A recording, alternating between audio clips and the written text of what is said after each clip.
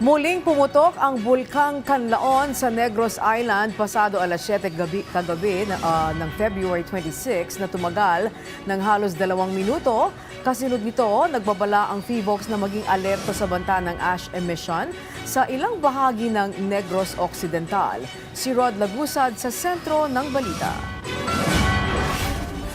Binulugan ng pagsabog kagabi ng Bulkang Canlaon ng mga residenteng naninirahan sa paligid nito. Sa kuha ng PHIVOLCS, makikita ang pagputok ng bulkan, ang paglabas ng lava sa bunganga nito.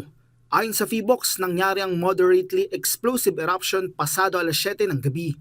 Sa panayam ng PTV kay PHIVOLCS Director Teresito Bacolcol, sinabi nito na tumagal ang naturang pagputok ng 2 minuto. Nangyari kasi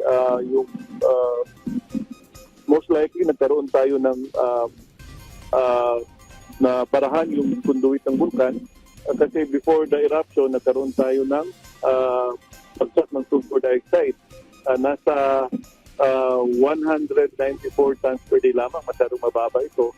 So ang ibig sabihin nito, hindi makalabas yung gas and nagkaroon ng pressure. Dahil dito, oras na tumaas ang pressure na ito, nagkaroon ng pagsabog. Kanya itong inahalimbawa sa pagbukas ng isang soft drink na biglang bumulwak ang laman.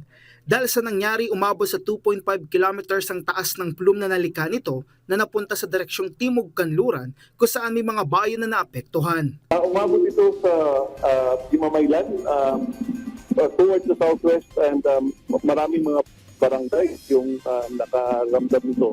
Kaya yung paalala sa ating mga kababayan ay magsuot ng face mask kapag may sulfuric smell kasi pwedeng ma-irritate yung kanilang respiratory tract. May naitala ding grass fire sa bahagi ng La Carlota, Negros Occidental dahil sa mainit na bato mula sa bulkan.